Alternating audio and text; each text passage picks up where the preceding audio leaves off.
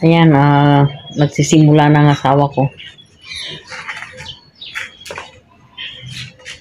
Maglalagay po kami ng tiles para sa garahe. Ayan.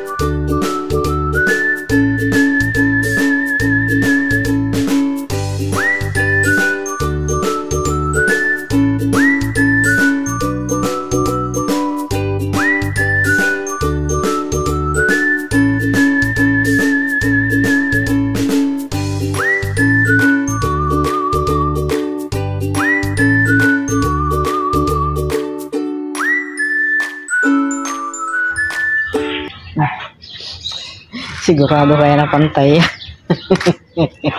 Pantay eh, mag-iisip yan. Ay, Diyos ko.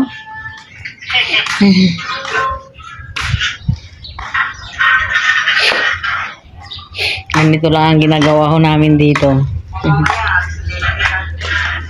Yan, di pa tapos yung pinapala namin. Yan ang tatapusin ng anak ko pagdating niya. Itutuloy ko naman ho ito bukas. At nakapaglinis na rin ho ako sa bahay na sa itaas. Yan. Kanina naman ho habang hindi ako busy, pinaghiwa-hiwalay ko naman ho yung mga plastic. Ayan. Sa mga basura. Sayang din kasi kung may sasakyan lang ho kami, doon lang namin sa SM itatapon. Sayang din naman ho. Malaki-laki kaya ang halaga din yan. Kaso wala kaming pagtatambakan ng mga plastic. Yan. Ewan ko kung ano mangyayari sa bunga nito, kung matutuloy na ba dahil nilagyan ng asawa ko ng ganito. Sayang nga ho yung yung patatas na inilipat ng asawa ko rito. Namatay na. Ewan ko kung bakit. Yung mga ko naman ho, yung mga saluyot ko, tumanda na rin. Ay, sa wakas lumaki din yung bunga ng kalamansi. May kalamansi ho ako dito eh. Ayan nga ho. Kalamansi. May mga bunga na. Sana lumaki na rin. Ayan naman po yung mga alugbati ko. Mamaya bago ako umuwi, mangunguha ako. Ayan, marami na rin akong mga luya dito. Nagtanim din ako doon eh. Ewan ko kung mabubuhay yun. Ayan, malaki na rin yung eh. Ayan, mahilig ako magtanim ng mga luya kasi kailangan natin ng luya araw-araw. Ang mahal-mahal kaya. Yan, sa wakas, namunga na ho yung aking okra. Ayan. Sayang. Ito yung pumapatay sa mga dapat may sprayhan ito. Bangaw kung tawagin ito eh. Mabaho ito eh. Kaya siguro namamatay sila. Papakita ko sa inyo yung yung loob ng bahay namin. Ito ang ginawa ko ho ng ilang araw. Araw-araw ho akong naglilinis para naman sigurado na malinis ho itong bahay natin. Transient. Yan. Yung cover ho nito, inilagay ko na lang ho dito sa ilalim nito. Ilalim ng unan. Ay, wala. Ay, sorry. Wrong send. Ayan.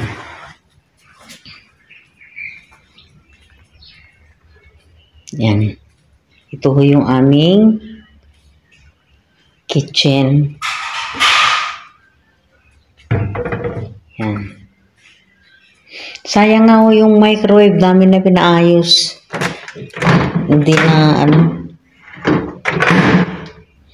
na talaga naayos, na sira din. Kasi mahal daw ho kasi yung board niya hindi napapalitan. Yan, ito na ho yung aming table. Yan naman ho yung aming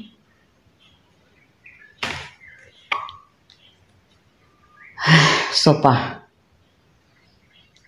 Yan, ayos na rin ho lahat. Hindi ko pa ho na, mamaya-maya ipapalagay ko sa sa may sa may bodega yan. Kasi baka mapakialaman nilang lahat.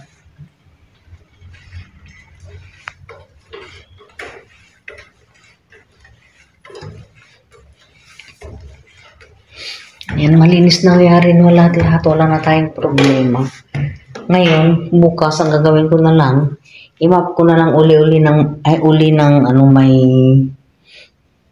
may chemicals para mabango yung pampabango guys sa sahig. Yan. Malinis na rin po.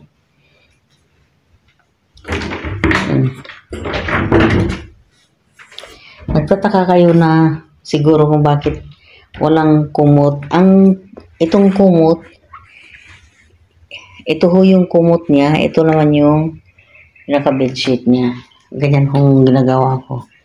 Bali, hihilain na lang ho nila. Pag gusto nilang matulog. Ito naman ho yung aming pangalawang kwarto. Ayos na rin ho. Yan.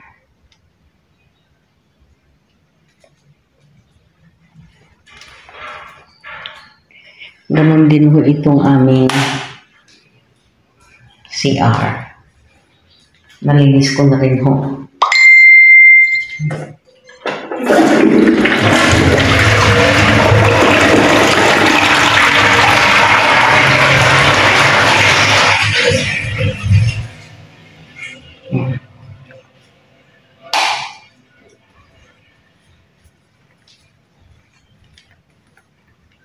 Yan. Ganyan lang ho. Tapos, ang gagawin ko bukas, bubuksan ko na lang din ho yun, Yan. Pagka binuksan mo ito, guys, papakita ko sa inyo. Bubuga ho ng pabango. Ayan, Yan. Mabango. Mapupuno ang buong kwarto, guys. Ang bango ng amoy. Yan. Ito naman ho yung aming master bedroom. Yan. Ayos na din ho. Kailangan ho ready. Naka-ready lagi ang ating mga kwarto guys. Para hindi tayo magagahol sa oras. Yan.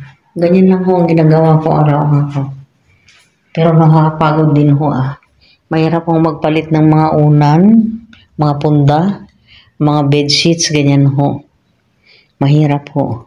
Mabuti na nga lang ngayon hindi na ako ang naglalaba, yung asawa ko na. Hindi katulad dati, akin lahat-lahat. Kaya bagsak na bagsak ang katawan ko dati. Pagdating ko sa bahay, wala na akong time para makapagluto ng pagkain ko. Kaya, kadalasan ang inuulam ko na lang yung mga ready to eat guys. Katulad ng mga sardinas, ganyan, mga noodles na yung babanlian mo na lang ng mainit na tubig. Yun ho ang lagi kong nakakain dati, kaya ako nagkasakit. Wow, ang gaganda ng mga guys. So, nakikita ninyo yan, mga dahon ng malunggay.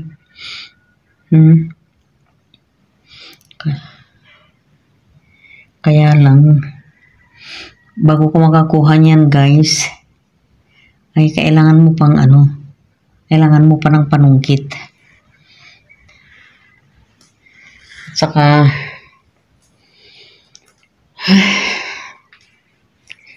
Medyo busy ho kami ngayon.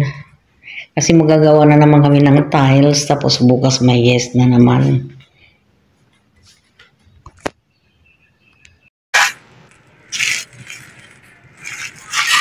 Nako. First time mo palang gumawa ng ganyan dito, kailangan siguraduhin mo na tama sa timbang. Tama sa timpla. Yan. Nak, ito naman nga. Maglagay ka dyan. Ilang timbalito ang ilalagay dyan? Ha? 6. O, 6 na timba daw. Sabi ni boss.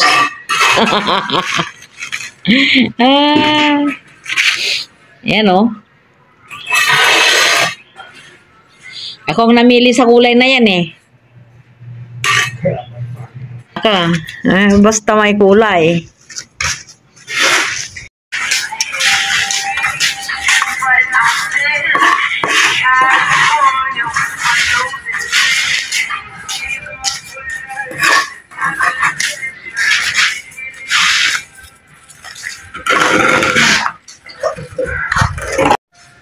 Maganda nga doon. Parang sigurado yung lang. Hindi kakapak.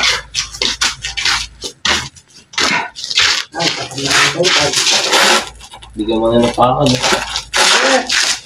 Kailangan maganda kapak.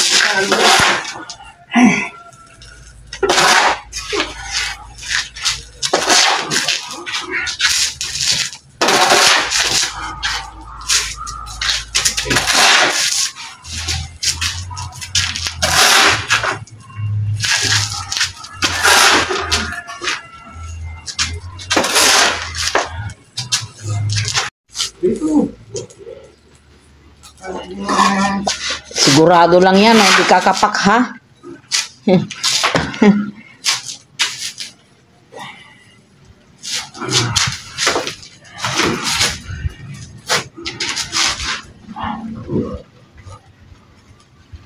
Naku, maambon na.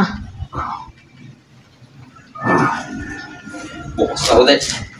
Pagkatapos nito, ay na yung yun. Tapusin mo na yan kasi hindi pwede na iwanan yan. Yung?